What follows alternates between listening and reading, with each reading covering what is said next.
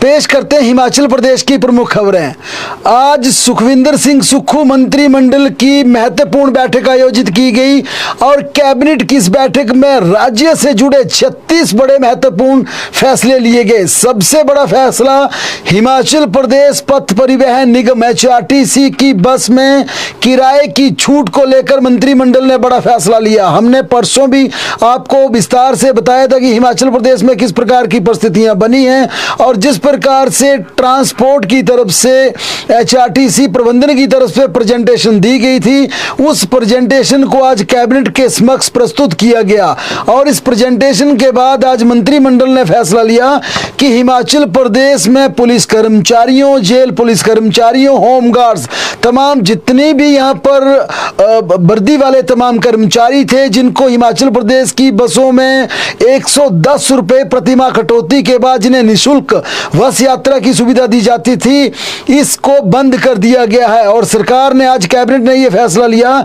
कि हिमाचल प्रदेश में अब सभी पुलिस कर्मचारियों का, जेल के पुलिस कर्मचारियों का व होमगार्ड्स का जितने भी कर्मचारी हैं, उन तमाम पुलिस कर्मचारियों का HRTC की बसों में किराया लगेगा। अगर कोई कर्मचारी, पुलिस कर्मचारी ऑफिशियल ड्यूटी पर जा रहा है तो बाकायदा उसको टिकट लेनी होगी, जेब से पैसों का भुगतान करना होगा।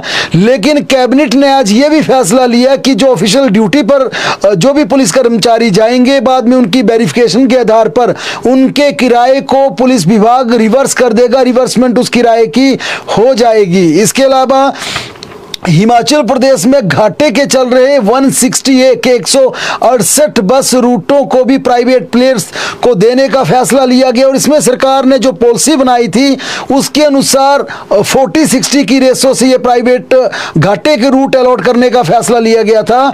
लेकिन इस पॉलिसी के अनुसार कई लोगों ने दिलचस्पी नहीं दिखाई क्योंकि इसमें कड़ी शर्त लगाई गई थी कि 40% ही आपको नेशनल हाईवे और स्टेट हाईवे मिलेगा, जबकि 60% आपको ग्रामीण इलाका मिलेगा।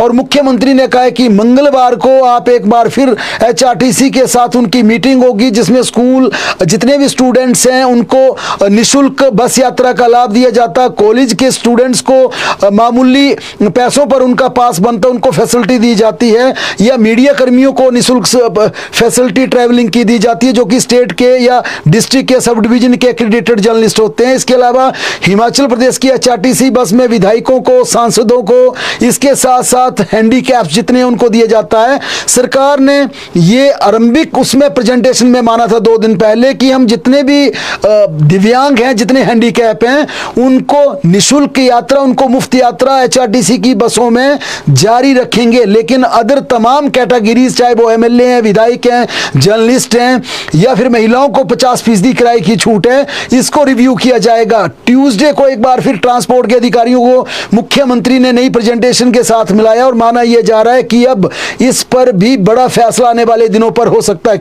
पुलिस भर्ती को लेकर भी कैबिनेट ने आज बड़ा फैसला लिया। हालांकि ये बड़ा फैसला नहीं था क्योंकि पिछली कैबिनेट में यह फैसला हुआ था कि हिमाचल प्रदेश की जितनी भी भर्तियां लोक सेवा आयोग के पास है, क्लास 3 भर्तियां, उन्हें राज्य चयन आयोग को शिफ्ट कर दिया जाएगा। इस फैसले के बाद जब हिमाचल प्रदेश की सरकार ने पुलिस भर्ती के लिए लोक सेवा आयोग को चिट्ठी लिखी तो लोक सेवा आयोग ने कहा कि कार्मिक विभाग की नोटिफिकेशन के अनुसार तमाम क्लास 3 की भर्तियां आपने राज्य चयन आयोग को शिफ्ट कर दी हैं, इसके चलते हम इस भर्ती को नहीं कर सकते हैं। इसके चलते आज पर्सनल डिपार्टमेंट की तरफ से यह एजेंडा कैबिनेट में लाया गया कि पुलिस भर्ती को किससे करवाया जाए, राज्य चयन आयोग से या लोक सेवा आयोग से। तो पब्लिक सर्विस कमीशन के लिए अनुमति कैबिनेट ने दे दी और इसके आधार पर 1200 कांस्टेबल के पद अब लोक सेवा आयोग के माध्यम से भरे जाएंगे। यानी कि जो लंबे समय से पुलिस भर्ती का इंतजार था, अब वह प्रतीत होता है कि इंतजार खत्म हो जाएगा और जल्द हिमाचल प्रदेश में कांस्टेबल की भर्ती शुरू हो जाएगी।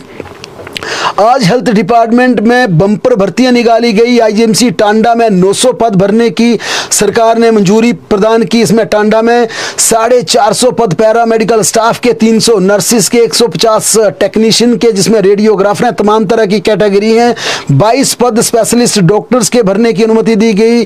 IGMC के चमियाना में 28 पद स्पेशलिस्ट डॉक्टर के, 400 स्टाफ नर्सिस के, 61 अन्य पदों को भरने की भी अनुमति दी गई।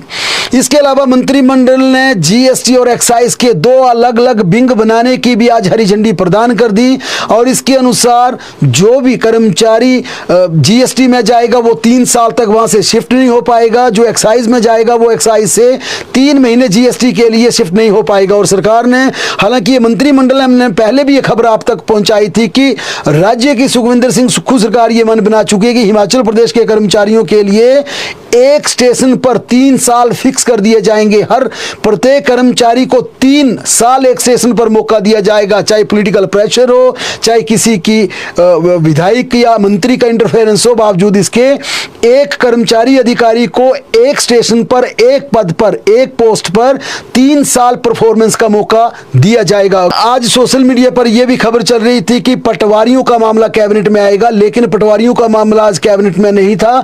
लेकिन पटवारियों के स्टेट कैडर को लेकर इतनी जरूर स्थिति स्पष्ट हुई है कि आगे जितने भी नई भर्ती होंगे, हिमाचल प्रदेश में पटवारी भर्ती किए जाएंगे, उनका हिमाचल प्रदेश में स्टेट कैडर बनेगा। लेकिन मौजूदा पटवारी कानूनगो के लिए सिर्फ ट्रांसफर के लिए उन्हें प्रदेश के किसी भी हिस्से में ट्रांसफर करने के लिए व्यवस्था रखी गई है।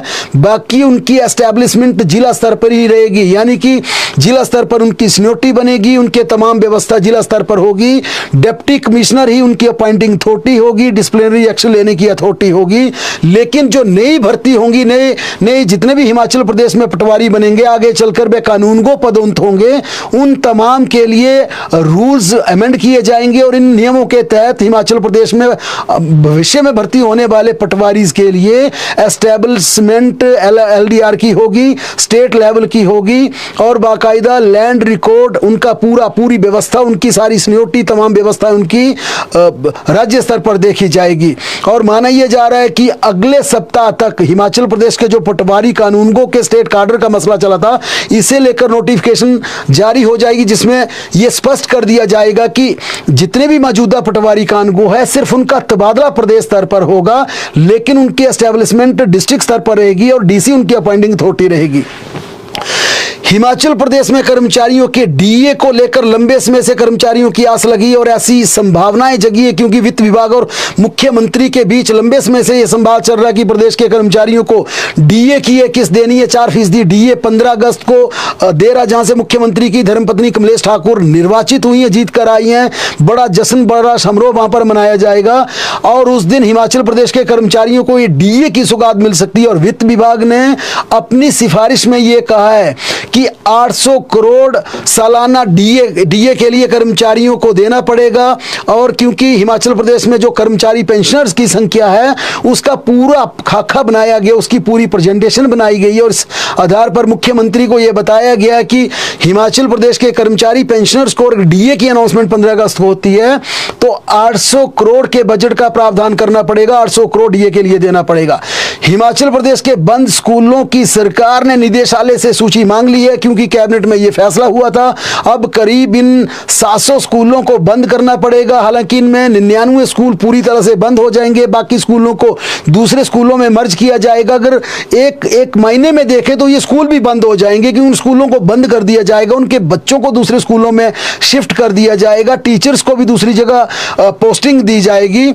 लेकिन अब सरकार ये तय कर रही है कि जिन स्कूलों को, इन 700 के करीब स्कूलों को, 99 स्कूलों को कोई मसला नहीं है जहां जीरो इनरोलमेंट थी, लेकिन 2 से 3 किलोमीटर के रेडियस वाले जिन स्कूलों में 6 से कम छात्रों की संख्या थी, उन सभी छात्रों को दूसरे स्कूलों में शिफ्ट करने के लिए ट्रांसपोर्टेशन की फैसिलिटी दी जाएगी। इसके लिए निदेशालय ने इसकी सूची मांगी है, क्योंकि अगले 10-15 दिनों में इसकी नोटिफिकेशन सरकार को जारी करनी पड़ेगी, टीचर्स की वहां पर पोस्टिंग करनी पड़ेगी और उसके साथ साथ स्टाफ को शिफ्ट करने के साथ साथ स्टूडेंट्स को ट्रांसपोर्टेशन की सुविधा भी देनी पड़ेगी।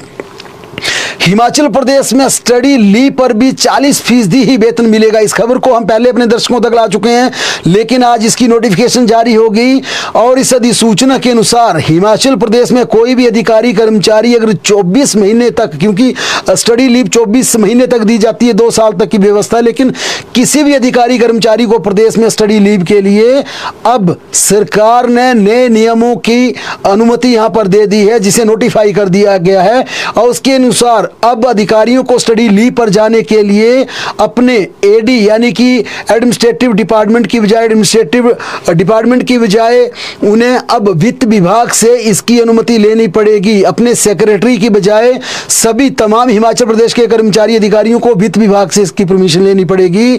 वहीं सब कमेटी की बैठक में अधिकारियों ने यह बात भी रखी कि केंद्र सरकार द्वारा सीमा निर्धारित करने के कारण प्रदेश में आयुष्मान भारत कार्ड का लाभ देने वाले 5,32,000 परिवारों ही पंजीकृत हैं, जबकि प्रदेश में ऐसे 14,83,000 परिवार हैं जिन्हें आयुष्मान भारत योजना में पंजीकृत किया जाना चाहिए। केंद्र सरकार आयुष्मान भारत योजना को प्रदेश में संचालित करने के लिए हर वर्ष केवल 50 करोड़ रुपए ही प्रदान कर रही है। इस वित्त वर्ष की शुरुआत 6 माह में ही 50 करोड़ रुपए की राशि व्यय की जा चुकी है। शेष बचे महीनों में आयुष्मान के तहत सभी देनदारियों का भुगतान प्रदेश सरकार को करना होगा, जिसकी अनुमानित लागत 100 करोड़ रुपए से अधिक है। उन्होंने बताया कि आयुष्मान से जुड़े व्यय के संदर्भ में केंद्रीय स्वास्थ्य मंत्रालय से बातचीत की जा रही है।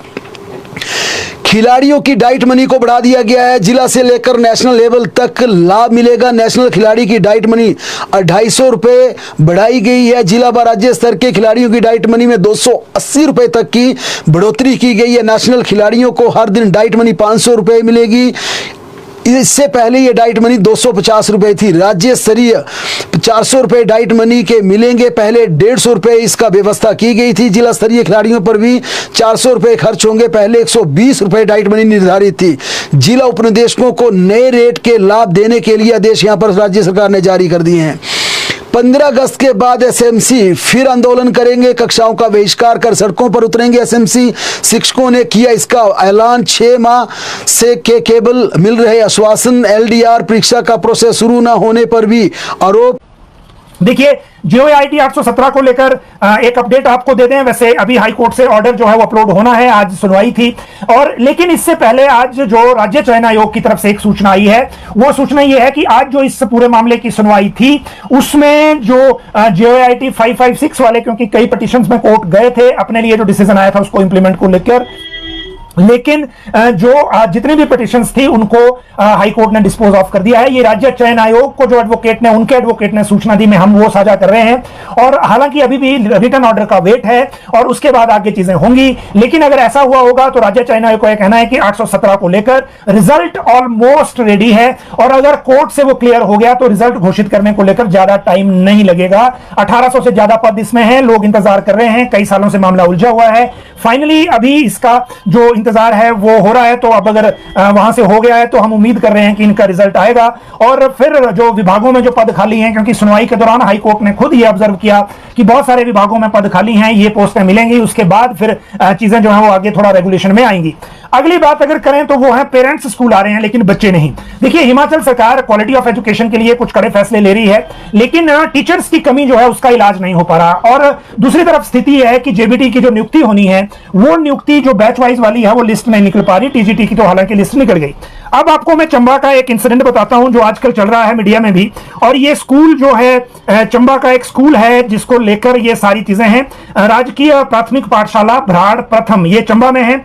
और यहां दिक्कत यह है कि 82 बच्चे स्कूल में हैं और 5 कक्षाएं यहां चल रही हैं, 82 बच्चे हैं, लेकिन टीचर सिर्फ एक है और एक टीचर से यह स्कूल चल रहा है। इसीलिए अभिभावकों ने बच्चे घर में रखे हुए हैं, उनको स्कूल नहीं भेज रहे और जो पेरेंट्स हैं वो रोज स्कूल आ रहे हैं और ये कह रहे हैं कि जो यहां सरकार टीचर भेजे, अदरवाइज हम बच्चे स्कूल नहीं भेजेंगे। और अगर भेजेंगे भी तो बच्चे स्कूल में करेंगे क्या जब टीचर ही नहीं है। दूसरी तरफ शिमला शहर के स्कूलों में अगर आप देखें तो जहां 24 बच्चे हैं वहां 15 टीचर हैं, जहां 12 बच्चे हैं वहां 7 टीचर हैं और जहां 82 टीचर हैं चंबा में देखिए स्कूल में वहां सिर्फ एक, जहां 82 बच्चे हैं वहां टीचर सिर्फ एक है। तो इस तरह के मामले हमने भी बुलेटिन में इसको इसलिए लिया ताकि जो ये बात सरकार तक पहुंचे। अगर लोन या बाकी जो सैलरी और पेंशन के लिए जो हर महीने का 2000 करोड़ का बिल है उसके लिए कहीं और से व्यवस्था ना हुई तो ये 2 चीजें मैंने आपको बताई थी। लेकिन आज जब डे आया कि लोन की राशि राज्य सरकार के खाते में आनी थी तो सिर्फ 500 करोड़ आए हैं। मतलब राज्य सरकार ने किन्हीं अपरिहार्य कारणों को देखते हुए 1000 करोड़ का लोन नोटिफाई करने के बाद सिर्फ 500 करोड़ का लोन लिया है। और सिर्फ अगर 500 करोड़ का लोन लिया है तो फिर आगे डीए मिलेगा कि नहीं, यह कहानी हम आगे बताएंगे जब हम आपके साथ बात करेंगे सैलरी और पेंशन पर अलर्ट की। हालांकि दोनों पॉइंट एक साथ ही हैं तो साथ भी आ जाएगा, लेकिन राज्य सरकार ने 1000 करोड़ लोन नोटिफाई करने के बाद सिर्फ 500 करोड़ लोन लिया है और अभी ये 500 करोड़ आज सुबह राज्य सरकार के खाते में आ गया है। दूसरी बात, सैलरी और पेंशन पर अलर्ट की स्थिति क्यों है? वो इसलिए है क्योंकि आज कैबिनेट में जो फाइनेंस डिपार्टमेंट है उन्होंने राज्य की फाइनेंशियल स्थिति पर पूरे मंत्रिमंडल को प्रेजेंटेशन दी है। इस प्रेजेंटेशन में जो रेवेन्यू रिसीट है और जो एक्सपेंडिचर है उनके बताने के साथ जो राज्य सरकार का कैश फ्लो है और जो ट्रेजरी की सिचुएशन है मंथ वाइज उसकी जानकारी देते हुए दिसंबर तक की जो प्रोजेक्शन है वो भी कैबिनेट के सामने रखी गई है और कुछ शर्तों के साथ पेंशन और सैलरी पर अलर्ट भी बताया गया है मंत्रिमंडल में। और उसके लिए क्या वे आउट हो सकता है दिसंबर तक, क्योंकि मैं आपको पहले बता रहा था कि दिसंबर तक 6200 करोड़ की लिमिट हमारे पास है। भारत सरकार से जो पैकेज मिलना है, अगर लूज मनी मिला तो राज्य सरकार की मदद हो जाएगी। जो केंद्रीय फाइनेंस मिनिस्टर ने बजट देते हुए जो हिमाचल का नाम लिया था, लेकिन अभी तक इस तरह का, क्योंकि उसमें भी मल्टीलेटरल शब्द यूज हुआ है। मल्टीलेटरल होता है कि जो विभिन्न तरह की एजेंसीज, जो फंडिंग एजेंसीज हैं, उनके माध्यम से पैसा आएगा। मान लीजिए हिमाचल को वर्ल्ड बैंक से पैसा आता है तो वर्ल्ड बैंक जो उस पैसे को limited to the certain project देगा, तो जो सैलरी पेंशन में उसको डाइवर्ट नहीं किया जा सकता।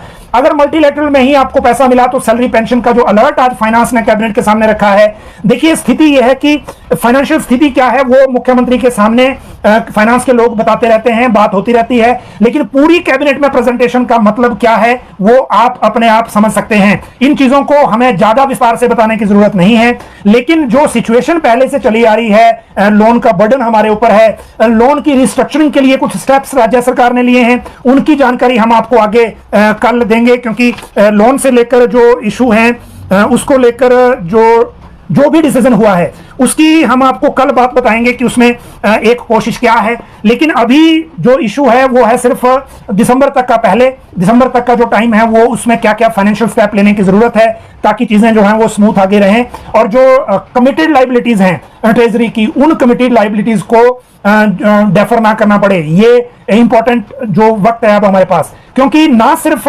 सैलरी पेंशन को अगर मेंटेन रखना है तो बाकी किसी जगह से कट लगेगा और उसके बाद फिर कुछ मैनेजमेंट की तरीका देखना पड़ेगा। आज जो फाइनेंस ने प्रेजेंटेशन दी है उसके ज्यादा कंटेंट हमारे पास नहीं है, लेकिन जो कैश फ्लो है और जो ट्रेजरी की सिचुएशन है वो बताई गई है। अगर सिचुएशन नॉर्मल हो तो इस तरह की प्रेजेंटेशन नहीं होती। जनरली चाहे मुख्यमंत्री हो चाहे सरकार हो, बहुत सारे आंकड़े जो हैं वो पब्लिक करने से परहेज करती हैं सरकारें इन जनरल ही, क्योंकि उसमें कई सारी चीजें और भी इन्वॉल्व होती हैं। लेकिन अगर कैबिनेट को पूरी तरह से बताना पड़ रहा है तो फिर आप सिचुएशन को समझ सकते हैं।